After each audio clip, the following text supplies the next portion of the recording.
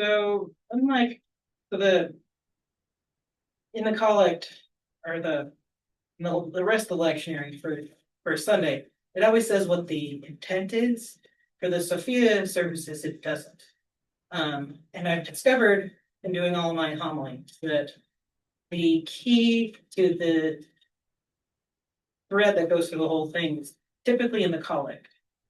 And in this case, it's actually the first line about, "Oh, Mother of Compassion." Because if you think about it, it's not a title we use for Sophia that much. It's usually, you know, wisdom or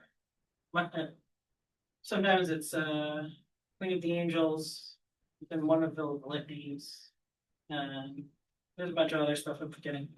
Um, and I didn't notice it at first, but when I read it again, I realized how that's a little unique. And then I realized that the gospel and the lesson are basically talking about how she got that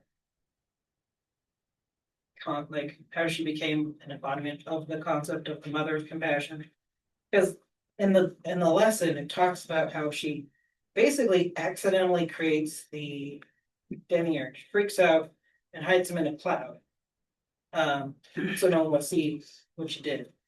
Um, and then the gospel is basically the end of the Pistis Sophia, where it talks about, well, she basically uh, come to the, you know, her story is about descent and then ascending back into the heavens. And this is towards the end where Jesus has helped, well, some of the angels of Jesus have helped her guide her out of the darkness. And she's basically reached her end goal. Um, and she's talking to the folks up there and basically um, rejoicing and talking about basically what Jesus did for her, all of that stuff. Um,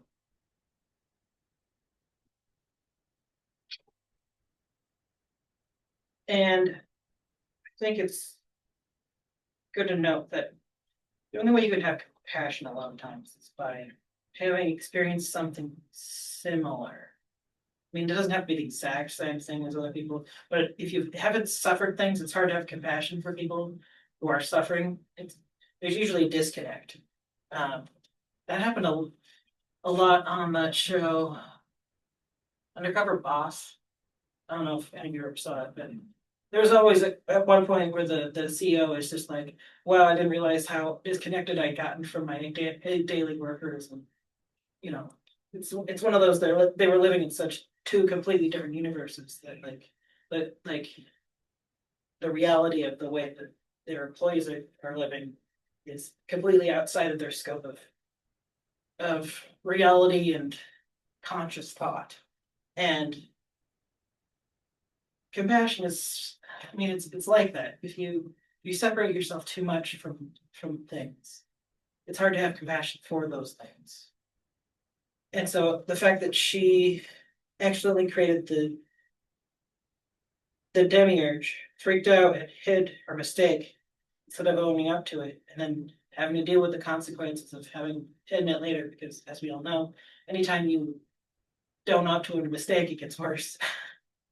um, the fact that she's had to deal with all of that means she has total compassion when we do the same stuff. We've all done that in some degree or another. Um,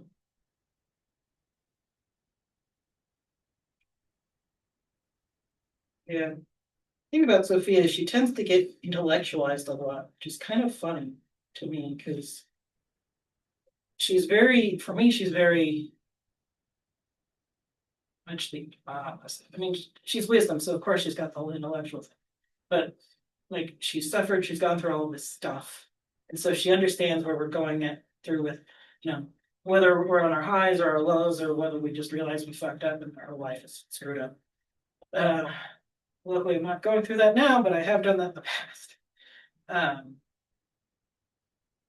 but she's fucked up on a level that affected the entirety of her creation. the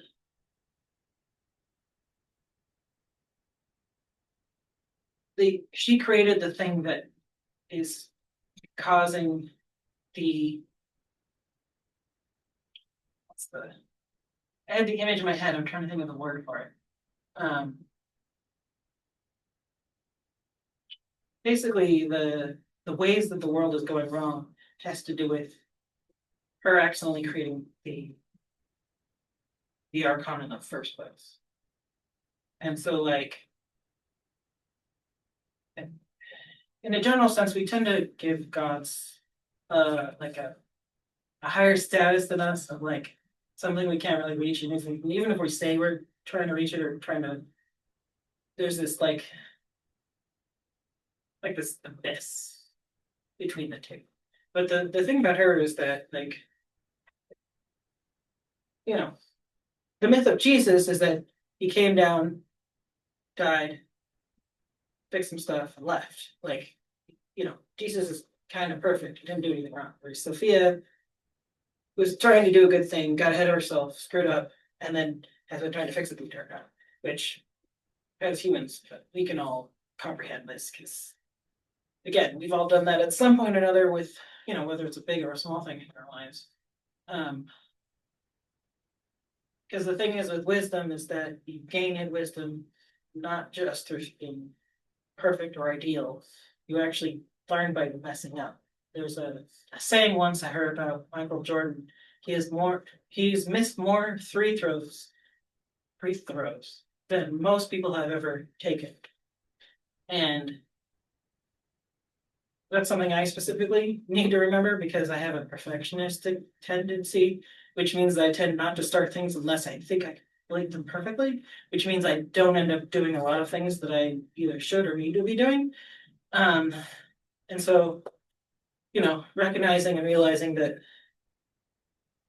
Sophia's story is basically saying it's okay to screw up, it's okay to try and fail and try again. Like our culture is obsessed with perfection and or the image of perfection or hiding all of your stuff so that you look better than you are or whatever that looks like.